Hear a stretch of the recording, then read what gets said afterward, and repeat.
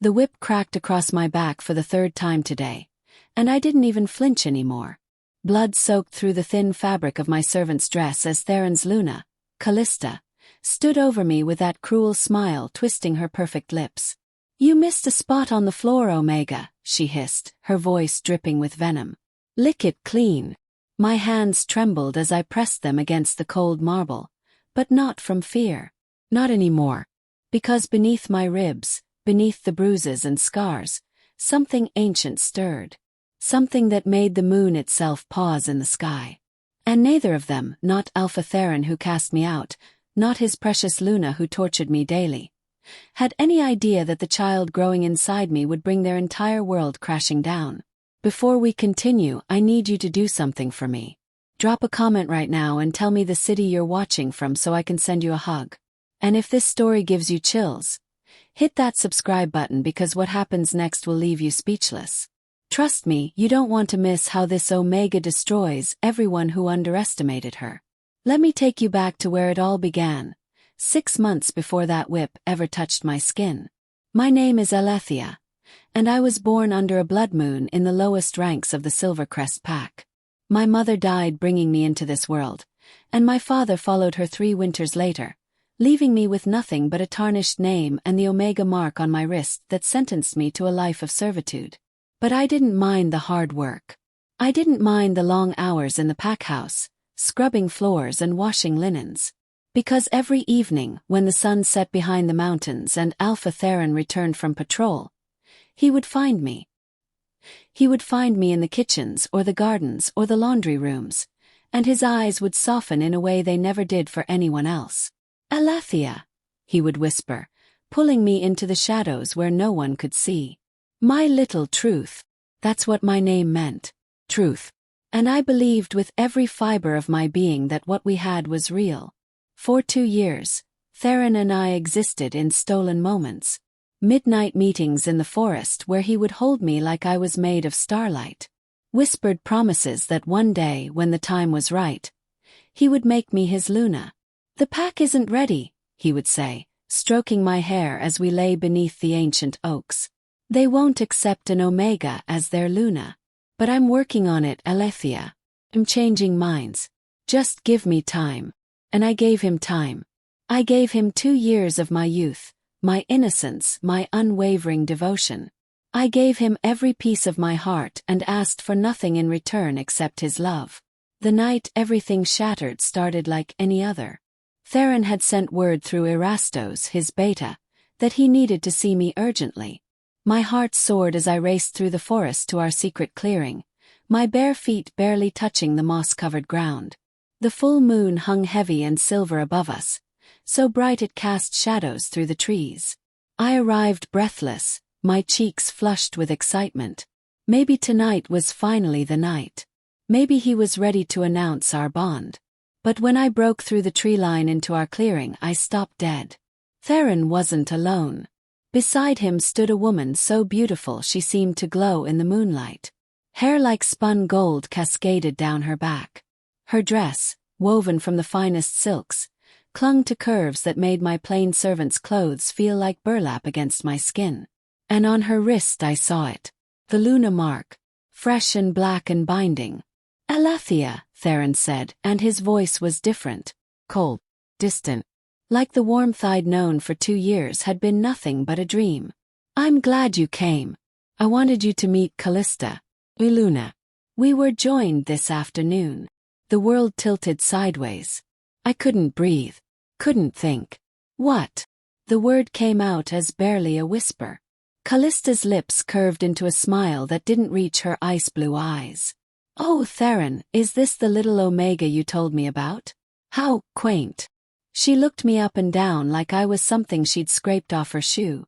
"She's exactly as you described." My eyes snapped to Theron. "You told her about us." "There is no us, Aletheia." His face was stone. Unreadable. "There never was. You were a distraction. A way to pass the time until I found a suitable mate." He reached for Callista's hand, and I watched him interlace his fingers with hers the same way he used to hold mine. "Callista is from the Blood Moon pack. Her father is Alpha Nikolaos, one of the most powerful alphas in the Northern Territories. This union strengthens both our packs. Surely even you can understand the political necessity. Political necessity. He reduced 2 years of whispered promises and stolen kisses to political necessity. But you said, my voice cracked. You promised you would make me your Luna. You said you loved me. Callista laughed, the sound like breaking glass. Oh, you sweet, stupid girl. Did you actually believe an alpha would choose an omega? She turned to Theron, running one perfect finger down his chest. Darling, you never told me she was this delusional. Something died inside me in that moment. Some bright, hopeful part of my soul just extinguished. I want you to serve Callista, Theron continued, his voice flat and businesslike. You'll be her personal attendant. You'll see to her every need, help her adjust to the pack. Consider it an honor. An honor. He wanted me to serve the woman who took my place. To watch them together every day, knowing that everything he'd promised me had been a lie. No. The word surprised even me. I'd never refused an alpha's command before. Theron's eyes flashed gold, his wolf rising to the surface. What did you say? I said no. My voice grew stronger. I won't do it. You can't ask this of me. His hand shot out faster than I could track, grabbing my throat and lifting me off my feet. My legs kicked uselessly in the air as his claws extended, pressing into the soft skin of my neck. You forget yourself, Omega, he growled, and this voice belonged entirely to his wolf now. I am your alpha. You will obey or you will be punished. Darkness crept in at the edges of my vision. Just when I thought he might actually kill me, Callista placed a delicate hand on his arm. Darling, put her down. Dead servants are useless servants. She tilted her head, studying me with those cold eyes. Besides, I think I'm going to enjoy having this one around. Theron dropped me. I collapsed to the ground, gasping and clutching my throat. Report to the Luna's quarters at dawn, he said, already turning away. And Aletheia, if you breathe a word about our past to anyone, I'll make sure you regret it. Are we clear? I couldn't speak, could only nod as tears streamed down my face. They left me there in the clearing, in the place where he'd first told me he loved me, broken and alone beneath the mocking moon. The next morning, I reported to Callista's chambers with my head down and my pride in tatters. I thought I understood cruelty. I thought I'd experienced the worst that life could offer an omega. I was so wrong.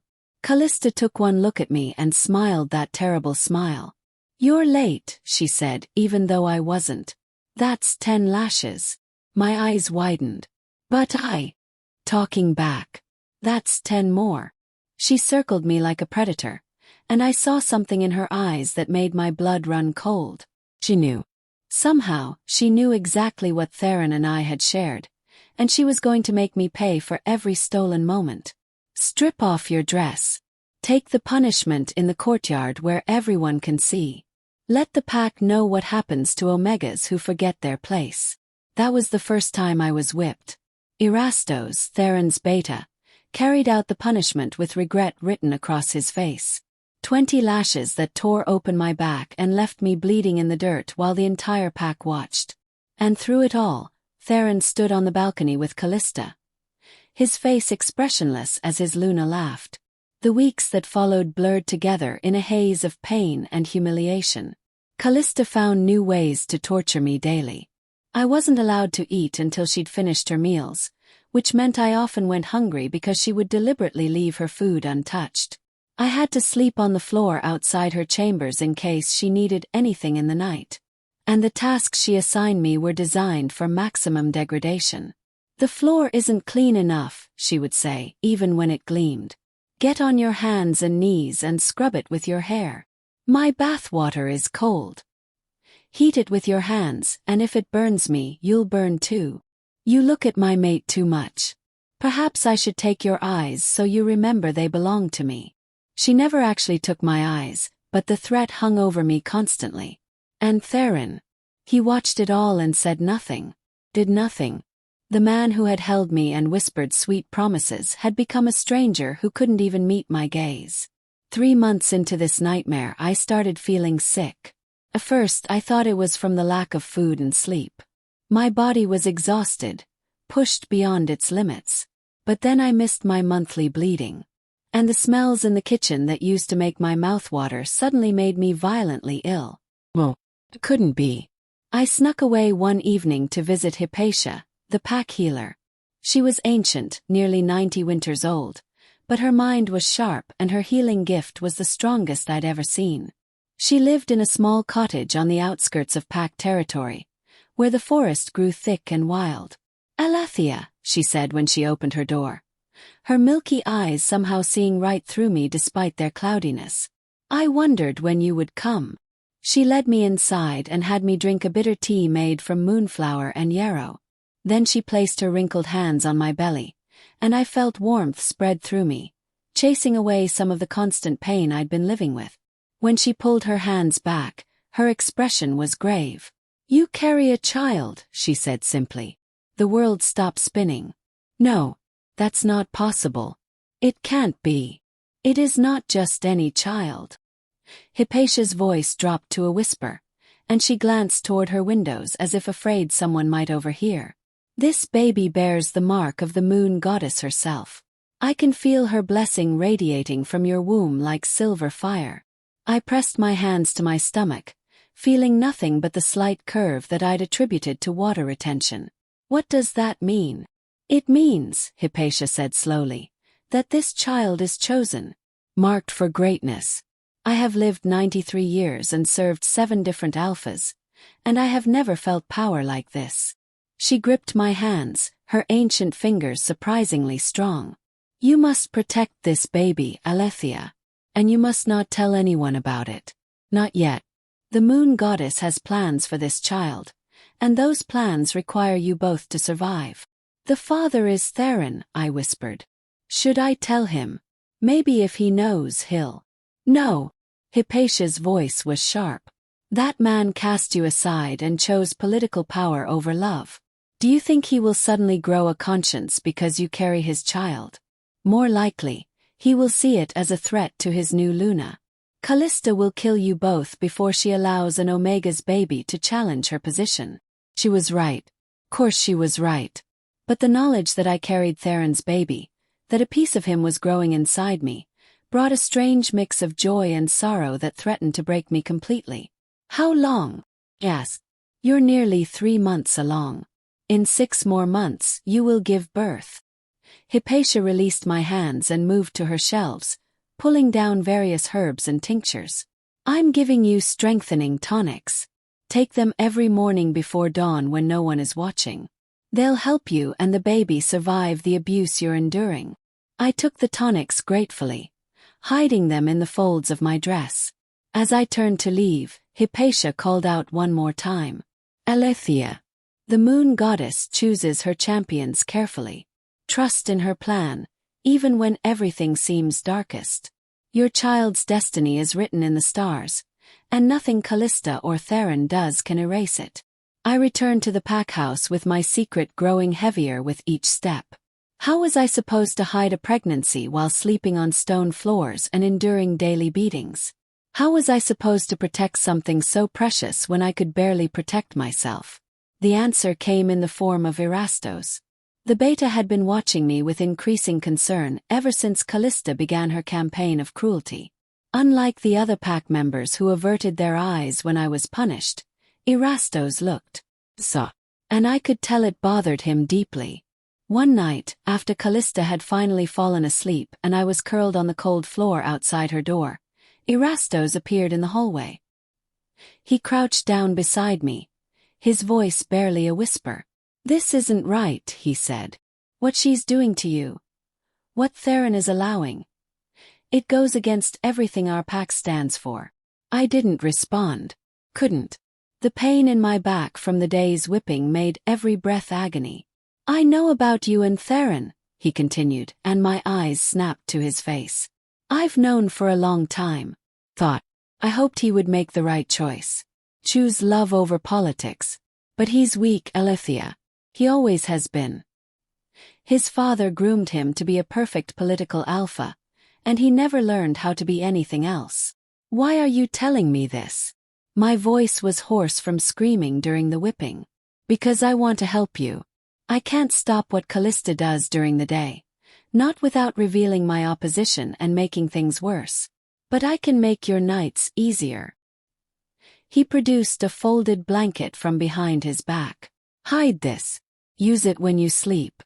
I'll bring food when I can. And if you ever need anything at all, you can trust me. Tears sprang to my eyes. Kindness had become so foreign to me that even this small gesture felt overwhelming. Thank you, I whispered. He nodded and disappeared back down the hallway, leaving me with the first comfort I'd had in months. Over the following weeks, Erastos became my silent guardian. True to his word, he would leave food hidden in places only I would think to look. A piece of bread tucked behind a loose stone. An apple left in the garden. Small things, but they kept me and my growing baby alive. And the baby was growing. Despite the abuse, despite the lack of proper nutrition and rest, my child thrived. I could feel it sometimes, especially in the quiet moments before dawn. A flutter of movement, a warmth that spread through my core. And with each day that passed, I felt something else growing too. Strength, power. Something that made my Omega Wolf lift her head for the first time in months. I started taking extra care to hide my changing body.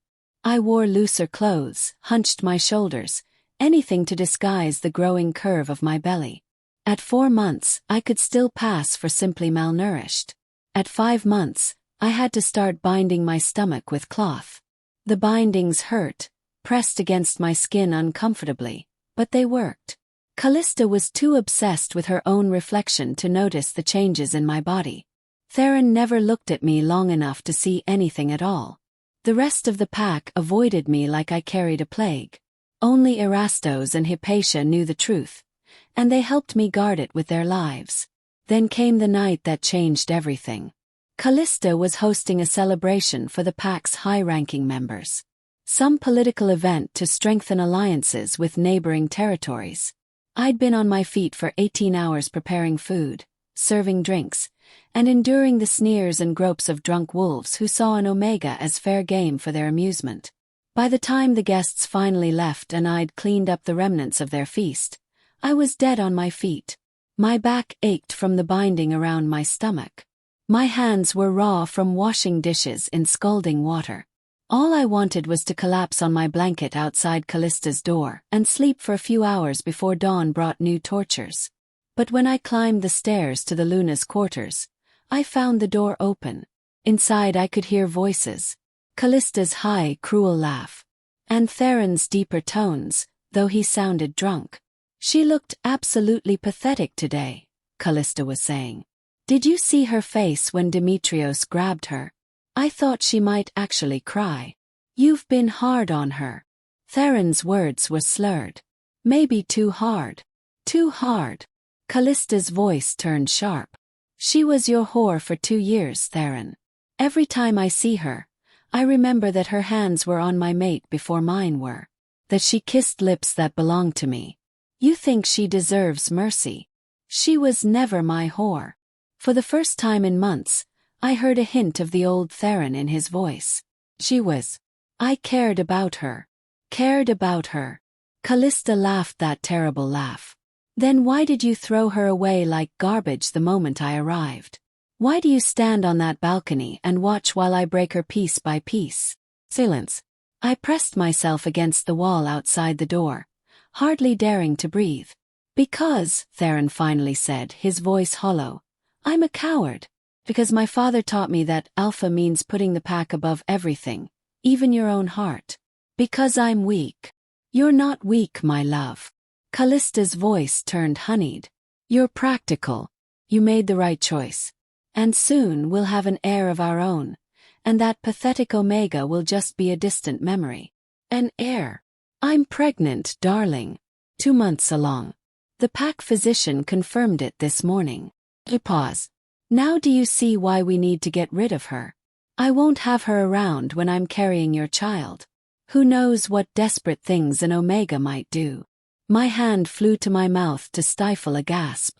Callista was pregnant, and she wanted me gone. What are you suggesting? Theron asked warily. Banishment. Send her to the wastelands beyond the northern border. No Omega survives out there for more than a few days. Problem solved, and no blood on our hands. Callista. Unless you'd prefer I handle it more directly. Her voice took on a dangerous edge. I'm your Luna, Theron. Mate. Your future. She's nothing. Less than nothing. So you choose. Do you banish her, or do I take care of her my way? I didn't wait to hear Theron's answer. I turned and ran, my bare feet silent on the stone floors. I ran through the pack house, through the gardens, into the forest beyond. Branches tore at my clothes and skin, but I didn't stop. Couldn't stop. Because I knew, with absolute certainty, that if I stayed even one more night, Callista would kill me and my baby both. I ran until my lungs burned and my legs gave out. I collapsed in a clearing I didn't recognize, gasping for air, my hands pressed protectively over my belly. The moon, nearly full again, gazed down at me through the canopy of trees. Please, I whispered to the sky, to the moon goddess I'd prayed to every night of my life. Please help me. Help my baby. I don't care what happens to me, but this child. Hypatia said this child is chosen by you. Don't let it end like this. The moon seemed to pulse, growing brighter. And then I felt it. A warmth spreading through my body, starting at my core where my baby slept and radiating outward. My skin began to glow with silver light. The pain in my back faded. The exhaustion lifting. When the light finally dimmed, I looked down at my hands and gasped. The Omega mark on my wrist was gone. In its place, a new mark had appeared. A crescent moon wrapped around a star, shimmering with an otherworldly luminescence. You are chosen, a voice whispered in my mind, ancient and powerful. You and the child you carry. Rise, Aletheia. Your suffering has forged you into something stronger than any Alpha who cast you aside. The heir you carry will reshape the world of wolves, but first you must survive. First, you must become who you were always meant to be. Power flooded through me unlike anything I'd ever experienced. My Omega wolf, small and timid for so long, grew. Transformed. When I closed my eyes, I could feel her inside me, larger and stronger, her fur gleaming silver in my mind's eye. I pushed myself to my feet, standing tall for the first time in months. The binding around my stomach felt suffocating now, wrong. I tore it away, letting my belly show round and proud in the moonlight. I am Aletheia, I said to the forest, to the moon, to myself. I carry the heir chosen by the moon goddess. And I will not hide any more. But I couldn't go back to the pack house. Not yet. Callista would kill me on sight. And even with this new power thrumming through my veins, I wasn't foolish enough to think I could take on an entire pack alone. Not while pregnant. Not while my first responsibility was to the life growing inside me. So I did what any mother would do. Ran. For 3 days, I moved through the forest, heading north and west away from Silvercrest territory. I survived on wild berries and stream water, sleeping in hollow trees and caves. The moon's blessing seemed to protect me from the worst of the elements. When it rained, I stayed dry. When the temperature dropped, I stayed warm. And the baby inside me grew stronger with each passing hour. On the 4th day, I collapsed at the border of new territory. I could smell it, the scent markers of a different pack. I was trespassing, which could mean death, but I had no choice. I couldn't go any further. I must have passed out because the next thing I knew I was being carried. Strong arms held me against a broad chest. A man's voice called out orders I couldn't quite understand through the fog in my mind. When I finally opened my eyes, I found myself in a bed. An actual bed with soft sheets and warm blankets. For a moment I thought I'd died and this was some version of the afterlife. She's awake. A woman's voice, gentle and kind. I turned my head to find a female wolf sitting beside the bed. She had dark hair braided with silver threads and warm brown eyes that crinkled with concern. Easy, she said when I tried to sit up. You're safe here. You're in the Moonshadow Pact territory. I'm Delia the healer. What's your name? Aletheia, I whispered, my hand instinctively going to my belly. Your baby is fine, Delia assured me quickly. Strong heartbeat, good movement. Whatever that mark on your wrist is, it's been protecting you both.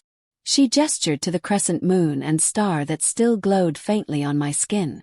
Before I could respond, the door opened and a man entered. He was tall and muscular, with black hair shot through with silver and eyes the color of amber. Power radiated from him in waves. Alpha. I'm Alexandros, he said. His voice deep but not unkind. Alpha of the Moonshadow Pact. You were found unconscious at our border. Care to explain why a pregnant woman marked by the moon goddess herself is wandering alone through dangerous territory? And so I told him everything. About Theron and his broken promises. About Callista and her cruelty. About the baby I carried and the blessing I'd received. I held nothing back because something about Alexandros made me trust him. Maybe it was the way he listened without judgment. Maybe it was the fury that flickered in his eyes when I described my treatment at Silvercrest. When I finished, he was quiet for a long moment. The Silvercrest Alpha is a fool, he finally said. To throw away a mate chosen by the moon goddess herself in favor of political gain. He shook his head. But his loss is your gain, Aletheia.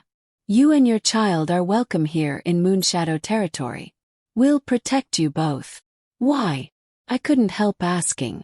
You don't know me. Why would you risk conflict with another pack? Alexandros smiled, and it transformed his stern face into something almost gentle. Because the moon goddess marked you for a reason. And because I remember what it's like to be alone and afraid. He stood, moving toward the door. Rest. And when you're strong enough, we'll discuss your future. He left, and I lay back against the pillows, overwhelmed by this sudden reversal of fortune. From torture and banishment to safety and kindness in the span of a few days. Over the following weeks, I learned what true pack life should be. The Moonshadow Pact treated me with respect, even knowing I carried another Alpha's child. They prepared nutritious meals to help me regain my strength. They gave me a small cottage at the edge of their territory where I could have privacy and peace. Delia became my friend, checking on me daily and helping prepare for the baby's arrival. She taught me about the moon goddess's blessing, explaining that children marked before birth often possessed special gifts, strength beyond normal wolves, heightened senses, sometimes even the ability to hear the moon goddess's voice. Your child will be extraordinary, she told me one afternoon as she mixed herbs for yet another strengthening tonic. I can feel the power radiating from your womb. This baby will shake the foundations of the wolf world. Hope she was right. Because with each day that passed, my hatred for Theron and Callista grew. Not the hot, burning hatred that consumes. No, this was cold and calculated. They had taken everything from me. My dignity, my future, nearly my life. But they had made one critical mistake. They let me survive. And now I had the moon goddess herself on my side. At 7 months pregnant, I received word from Erastos. He had tracked me to Moonshadow territory through his network of rogues and scouts. The message was brief but chilling. Callista lost her baby. She blames you, says you cursed her. Theron has declared you an enemy of the pack. They're sending hunters. Leave now. My blood ran cold. Even in Moonshadow territory, I wasn't safe from a coordinated attack. Alexandros had offered protection, but I wouldn't put his pack at risk for me. I'd already caused enough destruction. I went to Alexandros that evening and told him I needed to leave. Absolutely not, he said firmly. You're 7 months pregnant, Aletheia. You can barely walk some days. Where would you go? Anywhere but here. I won't let your pack suffer because of me. My pack is stronger than Silvercrest's hunters. His amber eyes flashed. Let them come. We'll show them what happens when they threaten those under Moonshadow protection. And come they did. 3 days later, just before dawn, 12 of Silvercrest's best hunters crossed into Moonshadow territory. They moved like shadows through the forest, heading straight for my cottage with murder in their hearts. But Alexandros had been prepared. His warriors intercepted them before they got within 100 yards of me. The battle was brief and brutal. Moonshadow wolves were renowned for their fighting prowess, and they proved why that night. When the sun rose, 11 of the 12 hunters were dead. The sole survivor was dragged before Alexandros, bloodied and broken. "Tell your Alpha," Alexandros said, his voice carrying across the assembled pack, "that Aletheia and her child are under my protection. Any further attacks will be considered acts of war. And unlike Theron, I do not make empty threats." The hunter was released and sent limping back to Silvercrest. I watched him go from the doorway of my cottage, one hand on my swollen belly, the other clenched into a fist. The baby kicked hard against my ribs, as if agreeing with my dark thoughts. "Soon, my little one. Soon you'll be born, and then we'll show them exactly what they threw away." The final 2 months of my pregnancy passed in relative peace. No more attacks came from Silvercrest. Apparently the message had been received. But I knew Callista wouldn't forget, wouldn't forgive. The hatred between us was now a living thing, growing and festering like an infected wound. On the night of another blood moon, exactly 9 months after that terrible night when Theron announced his mating with Callista, my labor began. The pain was unlike anything I'd experienced, and I'd experienced considerable pain over the past months. Delia stayed by my side, coaching me through each contraction, wiping my brow with cool cloths. "You're doing beautifully," she encouraged. "The baby is strong. I can feel it." Hours passed. The moon rose higher, turning the sky crimson. And just as the moon reached its peak, just as the entire world seemed to hold its breath, my baby was born. The cry that erupted from those tiny lungs was powerful enough to rattle the windows. Delia caught the baby, her eyes widening in shock. "It's a boy," she breathed. "Aletheia, you have a son." She placed him on my chest, and I looked down at the most beautiful thing I'd ever seen. He had a thick shock of black hair, just like Theron. But his eyes, when they opened, were pure silver. Not blue or brown or gold like normal wolf pups. Silver like the moon itself. And on his tiny chest, right over his heart, was a mark. The same crescent moon and star that adorned my wrist, but his glowed brighter, pulsing with power. "Hello, Lysander," I whispered, the name coming to me like a gift from the moon goddess herself. My little liberator. My warrior. My chosen one. As if in response to his birth, a wave of power exploded outward from my cottage. Every wolf in Moonshadow territory felt it. Later, Alexandros would tell me that even wolves in neighboring territories sensed the birth of something extraordinary. The moon goddess had sent her champion into the world. And he was mine. The next morning, wolves from across the region began arriving at Moonshadow territory. They came to see the child marked by the moon, to witness this miracle for themselves. Alexandros had to turn most of them away at the border, but word spread like wildfire through the wolf community. A child had been born with the moon goddess's blessing. An heir more powerful than any alpha. And he belonged to an omega that Alpha Theron of Silvercrest had cast aside. When Theron heard the news, he sent another message. This time, not hunters but an official envoy requesting to see his son. "Tell him no," I said to the envoy without hesitation. "Tell him that he gave up any right to this child the moment he chose politics over love. Tell him that Lysander will never know his father's name." The envoy looked uncomfortable. "Alpha Theron asks that you return to Silvercrest. He says he made a mistake. He's willing to cast aside Callista and make you his Luna if you return with the child." I laughed, and the sound was bitter as poison. "Now he wants me. Now that he knows what he lost. Tell your Alpha that he can rot. Tell him that his son will grow up knowing exactly what kind of man abandoned him. And tell him that one day, when Lysander is grown, he will come to Silvercrest. But not as a son seeking his father. As a reckoning." The envoy fled. Callista's response to the news was more direct. She sent assassins. 3 in the first month. 5 in the second. Each one better trained than the last. Each one failed.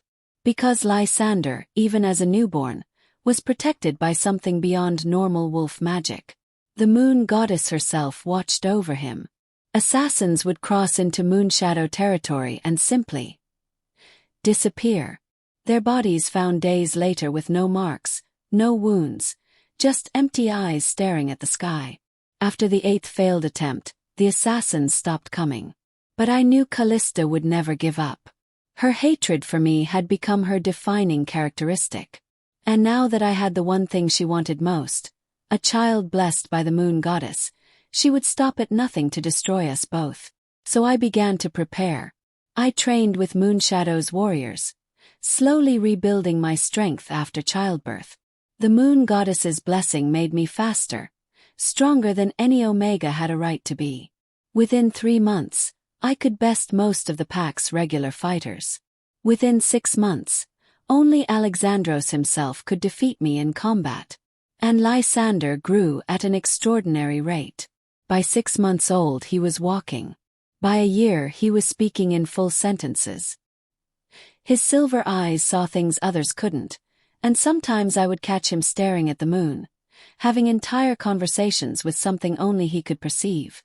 "She talks to me," he told me one night when he was just 2 years old. "The moon lady. She says I have important work to do.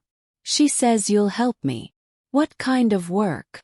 I asked, stroking his dark hair. "I have to fix the broken places," he said simply. "Where alphas hurt people. Where the strong make the weak suffer. The moon lady says that's wrong. She chose me to make it right." My heart swelled with pride and fear in equal measure. My baby, my precious Lysander, was being called to something greater than I could fully understand. But I would stand beside him. I would make sure he survived to fulfill whatever destiny the moon goddess had planned.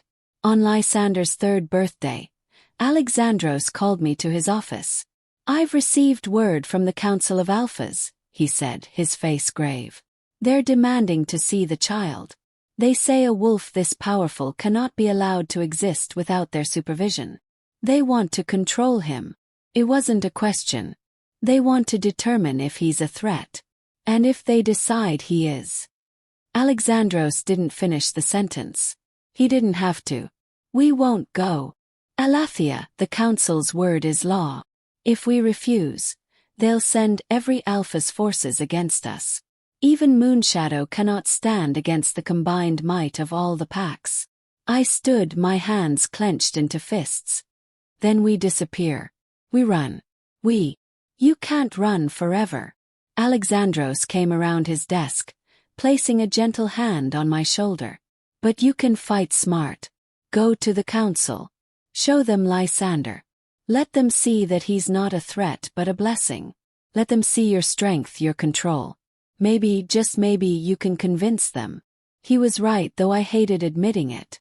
So 3 days later, I traveled with Lysander to the council's meeting place, a neutral territory in the heart of the mountains where alphas gathered to settle disputes and make laws that governed all wolf kind. 15 alphas sat in a semicircle, each one radiating power and authority. And there, seated among them like he belonged, was Theron. He looked older than I remembered. Lines had formed around his eyes and mouth. His hair, once purely dark, now showed threads of gray at the temples. When his gaze fell on Lysander, standing proud and tall beside me despite being only 3, something flickered across his face. Regret. Longing. I couldn't tell and didn't care. "Aletheia," spoke Alpha Constantine, eldest of the council. "You stand before us with a child marked by the moon goddess herself. A child whose power has been felt across every territory. We must know his purpose. We must understand his nature." "His purpose is his own," I replied, keeping my voice steady despite the 15 pairs of predatory eyes fixed on me. "The moon goddess chose him, not you. Not this council. And his nature is exactly what you make of him. Treat him as a threat, and perhaps he becomes one.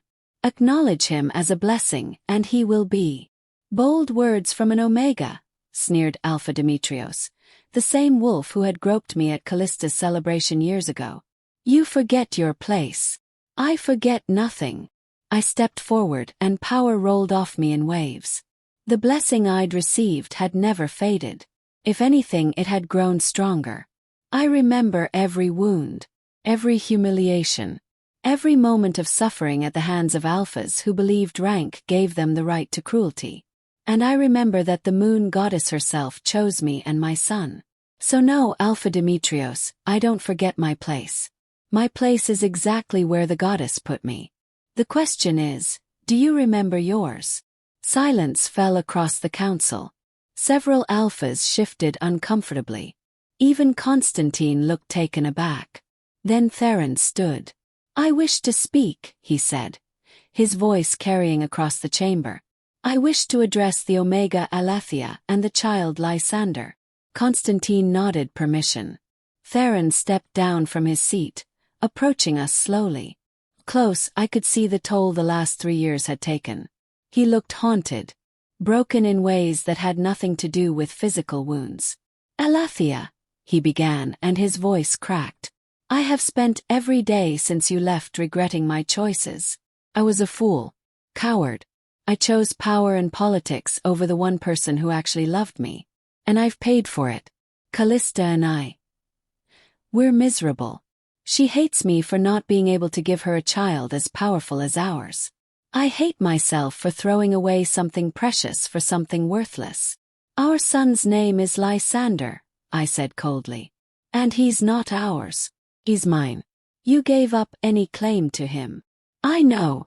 Tears actually formed in his eyes. I know I don't deserve forgiveness. Don't deserve a second chance. But he deserves to know his father. Deserves to know where he comes from. He comes from me, I said. From strength forged in suffering. From love that survived betrayal. From a moon goddess who values truth over politics. That's all he needs to know. Theron reached out as if to touch Lysander, and my son stepped back, his silver eyes flashing with power. Don't touch me, Lysander said, his voice carrying an authority that shouldn't belong to a 3-year-old. The Moon Lady showed me what you did to my mother. Showed me how you watched her suffer and did nothing. You're not my father. Father protects. Father fights for his family. You're just the alpha who gave me half my blood. That's all you'll ever be. The words hit Theron like physical blows. He staggered back, his face crumbling. Lysander speaks truth. Came a new voice, and everyone turned. A woman stood in the entrance to the council chamber. She was tall and ethereal, with hair that seemed woven from moonlight itself and eyes that held the depth of the cosmos. Power radiated from her that made even the 15 alphas kneel instinctively.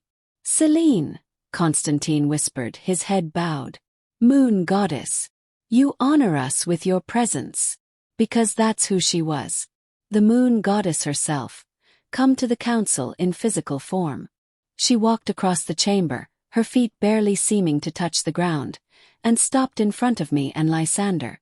Up close, I could see that her eyes held both infinite compassion and terrible judgment. I have watched, she said, her voice like silver bells and distant thunder combined.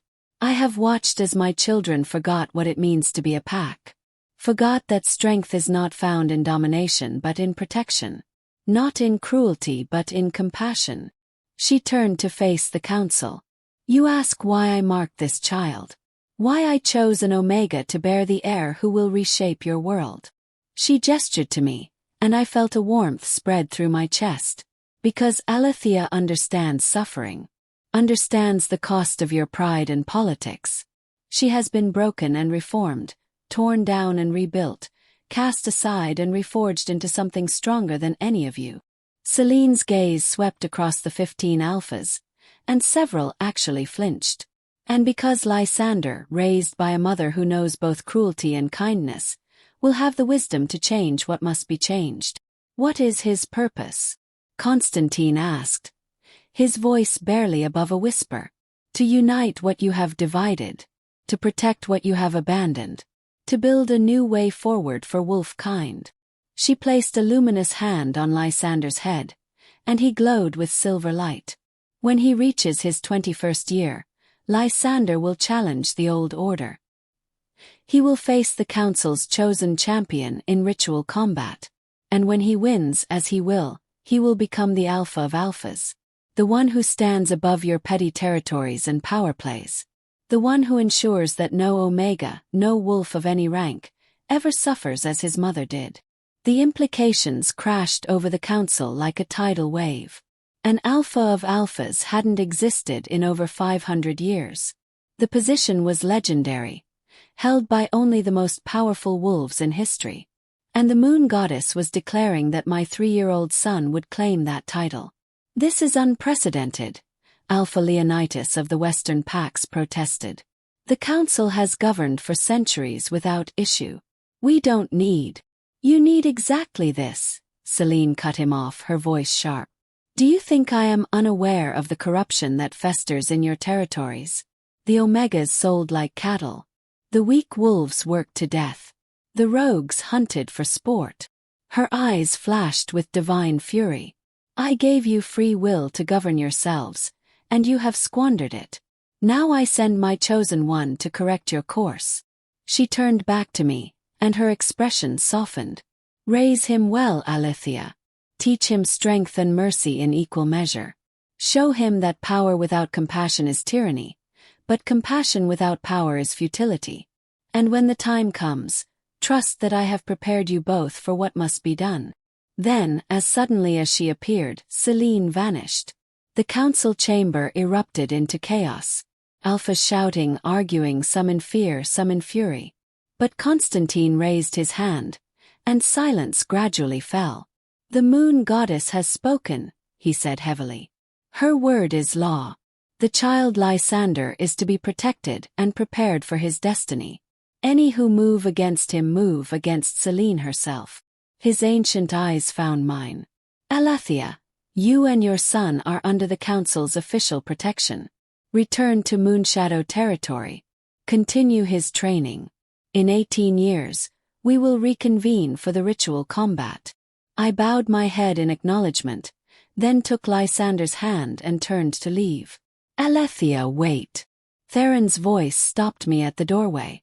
I looked back at him, this Alpha who had once been my whole world, now just a broken man with regret etched into every line of his face. I just want you to know, he said quietly, that I'm sorry, truly deeply sorry, and I'm glad you survived, glad you found strength, glad our son will be extraordinary. I don't ask for forgiveness because I don't deserve it. I needed you to know. For a long moment I studied him. The man who had loved me and betrayed me, who had given me Lysander but taken everything else. And I realized something profound. I didn't hate him anymore. Hate required energy, emotion, investment.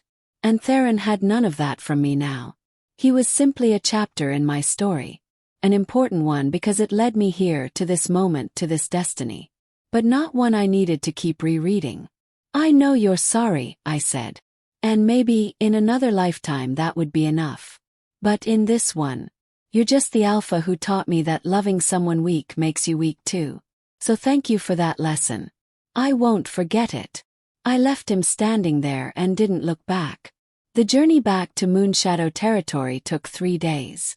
Lysander was unusually quiet, processing everything he'd witnessed at the council. On the final night, as we camped under the stars, he finally spoke. Mother, why didn't the Moon Lady just make me Alpha of Alphas now? Why do I have to wait 18 years? I pulled him close, breathing in his little boy scent that still, somehow, carried a hint of moonlight. Because power without wisdom is dangerous, my love. You need time to grow, to learn, to understand what it truly means to lead. The goddess isn't giving you a title. She's giving you a responsibility. And that requires preparation. Will you prepare me? Every day of your life. And I did. The years that followed were filled with training. Alexandros taught Lysander combat and strategy. Delia taught him about healing and the old ways. I taught him about justice and mercy, about using strength to protect rather than dominate. But I also taught him about pain, about betrayal, about the cruelty that wolves inflicted on each other when they forgot their bonds.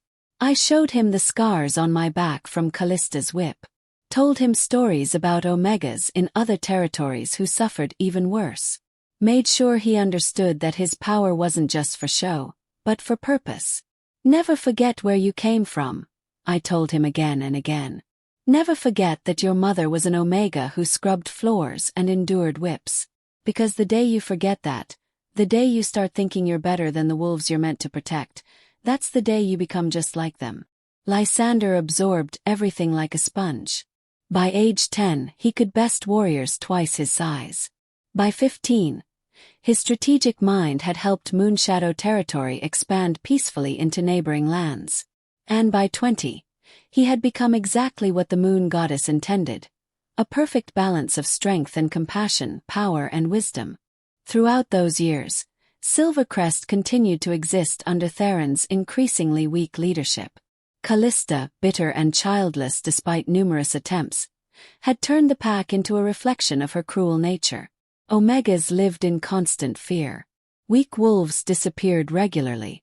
The territory that had once been prosperous and strong became known for oppression and suffering. I heard all of this through Erastos, who had finally left Silvercrest in disgust. He joined Moonshadow and became one of Lysander's most trusted advisors. Your son needs to see what Silvercrest has become, he told me one evening. Needs to understand what he's fighting against.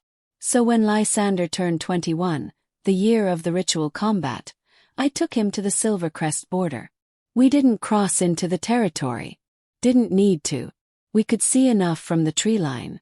The pack house, once grand, now looked faded and worn. The training grounds were empty.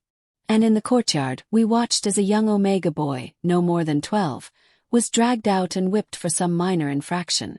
Lysander's hands clenched into fists.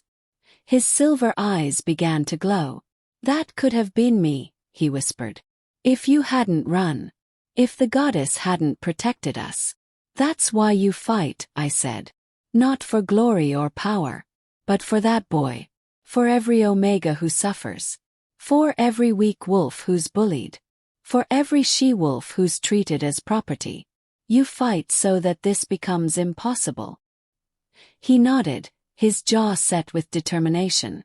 Let's go. The council awaits. The ritual combat was held at the same neutral territory where the council had first met my son 18 years ago. But this time, thousands of wolves from every pack had gathered to witness. The Alpha of Alpha's trials only happened once in several generations. This was history being made. The 15 council Alphas sat in their ceremonial seats, though age had claimed 3 and new Alphas had taken their places. Constantine, impossibly, still lived. His ancient face lined with curiosity about how this would unfold. Theron was there too, looking even more worn than before. Beside him sat Callista, and when her eyes found mine across the crowd, the hatred in them could have melted stone. She had aged poorly, her beauty turned sharp and brittle. The barren years had not been kind. Welcome, Constantine's voice rang out across the assembly. We gather for the ritual combat ordained by Selene herself. Lysander, son of Aletheia, will face the council's chosen champion. The rules are simple. Combat continues until one yields or dies. The victor claims the title of Alpha of Alphas. Lysander stepped forward into the combat circle, and gasps rippled through the crowd. My son had grown into a magnificent wolf, tall and powerfully built, with his father's dark hair and my determined spirit, but with those unmistakable silver eyes that marked him as moon chosen. I am ready, he declared, his voice carrying to every corner of the gathering. Then meet your opponent, Constantine said. The crowd parted, and my blood turned to ice. The council's champion was Callista. She strode into the circle, a cruel smile on her lips. Somehow, despite her age, despite the years of bitterness, she had maintained her fighting form. And in her hand, she carried the same whip she'd used on me all those years ago. Surprised, she called out to me. When the council asked for volunteers, I jumped at the chance. After all, why should I let some stranger kill the brat who ruined my life? I want this pleasure myself. Lysander looked at me, a question in his silver eyes. I nodded once. He needed to do this. Needed to face the woman who embodied everything wrong with the old ways. You hate me, Lysander said calmly. Because I exist. Because the goddess chose my mother and me instead of you. That's not my fault, Callista. That's yours. You had every advantage, every privilege, and you squandered it all on cruelty. Shut up, she screamed, and the whip cracked forward. But Lysander was faster. He caught the whip mid-air and yanked, pulling Callista off balance. She shifted partially, claws extending, and lunged at him with supernatural speed. The battle was brutal and swift. Callista fought with the desperation of someone who had nothing left to lose. But Lysander fought with purpose, with control, with the training of 21 years and the blessing of the moon goddess herself. When Callista went for his throat, he redirected her momentum and sent her sprawling. When she tried to use her whip to strangle him, he broke it with his bare hands. And when she finally shifted fully into her wolf form, hoping size and fangs would give her an advantage, Lysander did something that made the entire crowd gasp. He shifted too, but not into a normal wolf. His wolf was massive, easily twice the size of Callista's, and it glowed with silver light, as if the moon itself had taken physical form. Power rolled off him in waves that made even the council alphas step back. The fight ended quickly after that. Lysander's wolf snapped once, catching Callista's throat, and threw her across the circle. She hit the ground hard and didn't get up. For a moment, everyone held their breath. Then Callista shifted back to human form, blood seeping from wounds across her body, and spoke two words that sealed Lysander's destiny. I yield. The crowd erupted into howls and cheers. Lysander shifted back, standing tall in the center of the combat circle, and Constantine rose from his seat. By the laws of the ritual combat, by the will of the moon goddess, and by the acknowledgement of this council, I declare Lysander, son of Aletheia, to be the Alpha of Alphas. Let all territories recognize his authority. Let all packs bow to his wisdom. Let all wolves know that a new era has begun. One by one, the council alphas knelt. Then their packs. Then every wolf in attendance, until thousands of wolves were bowing to my son. All except one. Theron remained standing, staring at Lysander with an expression I couldn't read. Pride. Regret. Fear. Lysander walked toward him, and the crowd went silent. You're my biological father, Lysander said, his voice carrying to everyone present. But you're not my dad. You gave me life, and for that I suppose I should be grateful. But you also taught me, through your weakness and your choices, exactly what kind of alpha I didn't want to become. So here's my first decree as Alpha of Alphas. He turned to address the entire assembly. Effective immediately, Theron is stripped of his title as Alpha of Silvercrest. The pack will be placed under interim leadership until a new alpha can be chosen by the pack members themselves, not inherited or claimed by force. And Callista is banished from all pack territories. She will live as a rogue alone, with nothing but her cruelty for company. Protests erupted from some of the more traditional alphas, but Lysander raised his hand and silence fell instantly. This is not revenge, he continued. This is justice. Theron allowed suffering in his territory and did nothing. Callista caused that suffering. Neither deserves to lead.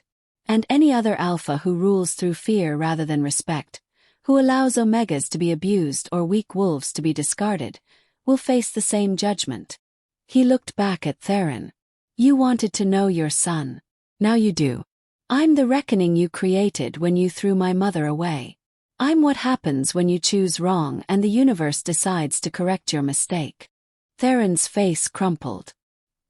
He opened his mouth as if to speak, but no words came out. Finally, he just nodded and turned away, walking through the parting crowd as a broken man stripped of everything he'd valued. Callista was dragged away screaming threats and curses, but no one listened.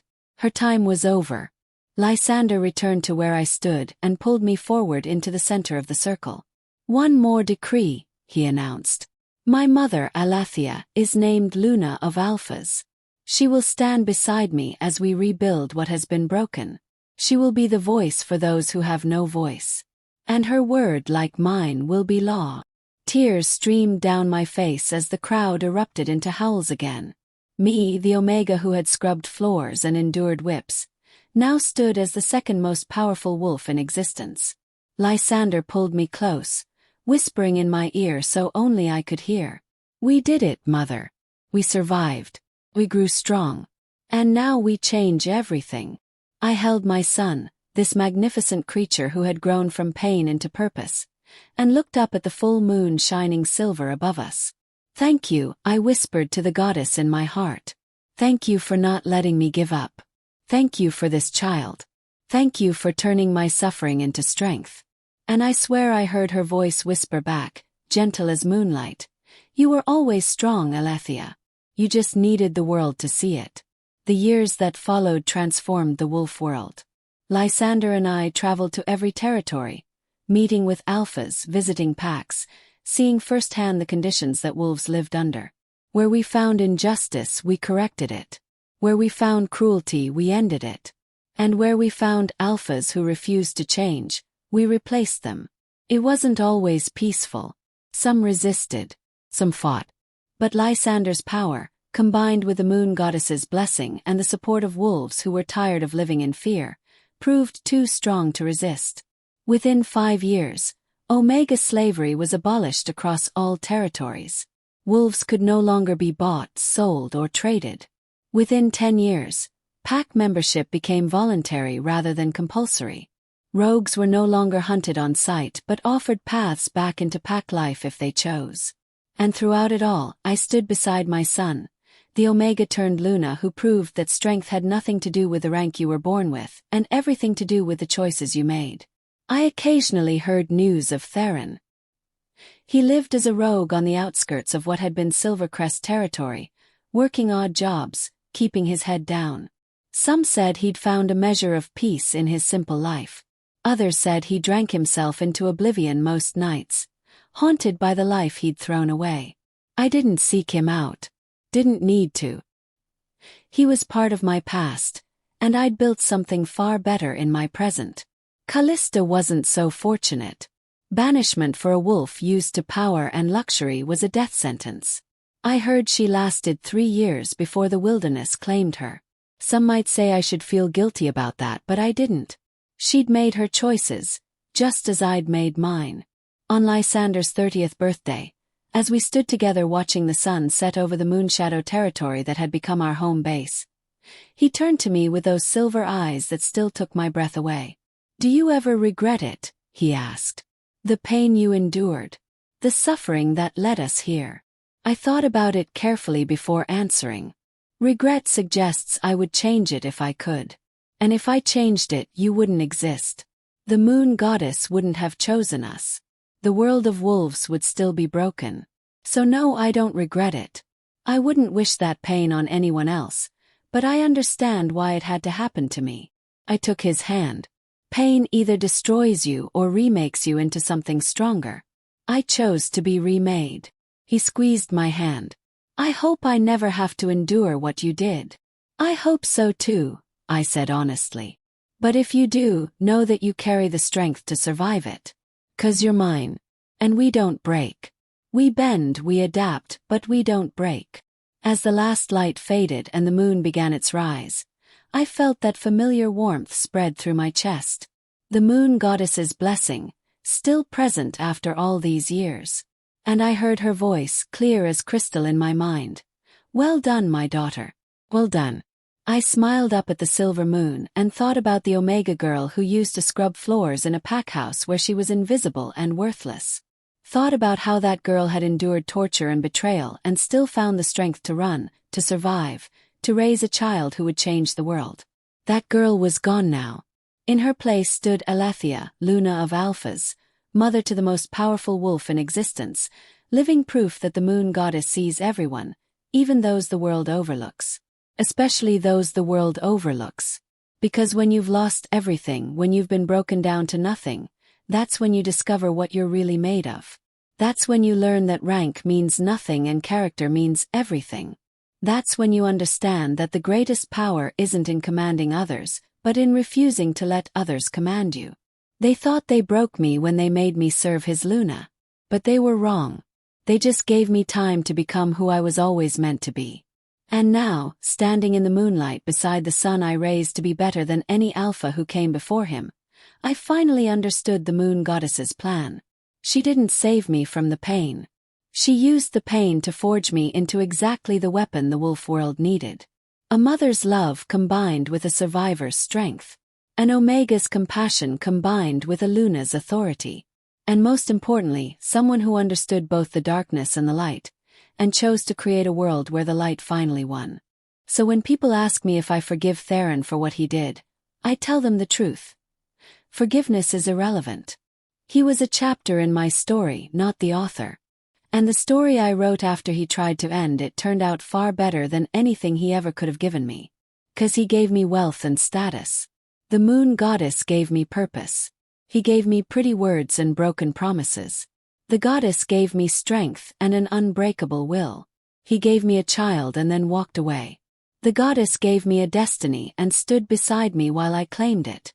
And in the end, that's what matters.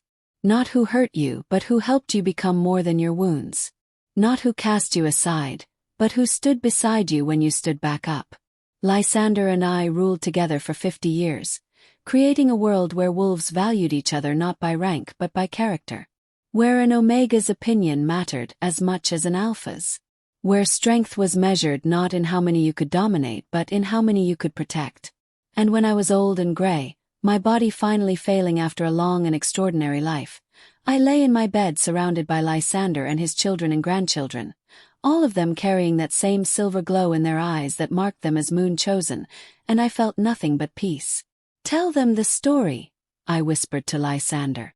"When I'm gone, tell them how it began. Tell them about the Omega who served his Luna and survived. Tell them so they never forget where our family came from." "I will," he promised, tears streaming down his still handsome face. "Every generation will know your name. Every wolf will hear your story. You're going to be a legend, Mother." "I don't need to be a legend," I said, my voice fading. "I just needed to matter. To prove that we all matter, regardless of where we start." As my eyes closed for the final time, I felt that familiar warmth one last time. The moon goddess, come to collect her faithful daughter. "Well done, Aletheia. The world is better because you refused to give up. Rest now. Your work is complete." And with my son's hand in mine and the goddess's voice in my heart, I let go. But my story, the story of the Omega who became a Luna, who raised the Alpha of Alphas, who transformed the wolf world through love and strength and unwavering determination, that story lived on. It lives on still. In every Omega who refuses to accept their assigned place. In every wolf who chooses kindness over cruelty. In every leader who remembers that true power comes from protecting, not dominating. My name is Aletheia, and this is my truth. They tried to break me by making me serve his Luna, not knowing I carried the heir chosen by the moon. But I survived.